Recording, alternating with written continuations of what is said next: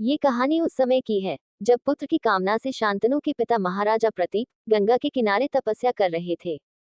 उनके तप, रूप और सौंदर्य पर मोहित होकर गंगा उनकी दाहिनी जंघा पर आकर बैठ गई। लेकिन इससे पहले अगर आप हमारे चैनल पर पहली बार आए हैं तो चैनल को सब्सक्राइब कर बेल आइकॉन जरूर दबाएं। और कहने लगी, राजन, मैं आपसे विवाह करना चाहती हूँ।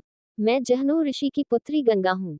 इस पर राजा प्रतीप ने कहा, गंगे, तुम मेरी दाहिनी जंघा पर बैठी हो, जबकि पत्नी को तो वामांगी होना चाहिए। दाहिनी जंघा तो पुत्र का प्रतीक है, अतः मैं तुम्हें अपने पुत्रवधू के रूप में स्वीकार कर सकता हूँ। ये सुनकर गंगा वहां से चली गई। जब महाराज प्रतीप को पुत्र की प्राप्ति हुई तो उन्होंने उसका नाम शांतनु रखा और इसी शांतनु से गंगा का विवाह हुआ।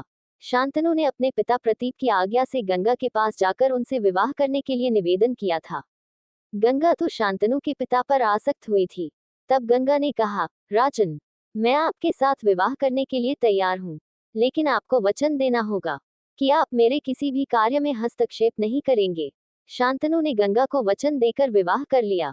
गंगा के गर्भ से महाराज शांतनु को 8 पुत्र हुए, जिनमें से 7 को देवी गंगा ने गंगा नदी में ले जाकर बहा दिया।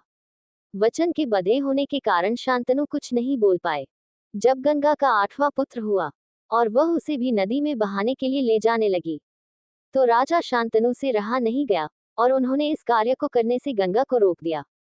गंगा ने कहा, राजन, आपने अपनी प्रतिज्ञा भंग कर दी है, इसलिए अब मैं आपके पास नहीं रह सकती। इतना कहकर गंगा वहां से अंतर्ध्यान हो गई। महाराजा शांतनु ने अपने उस पुत्र को पाला पोसा और उसका नाम देवव्रत रखा। देवव्रत के किशोरावस्था में होने पर उसे हस्तिनापुर का युवराज घोषित कर दिया।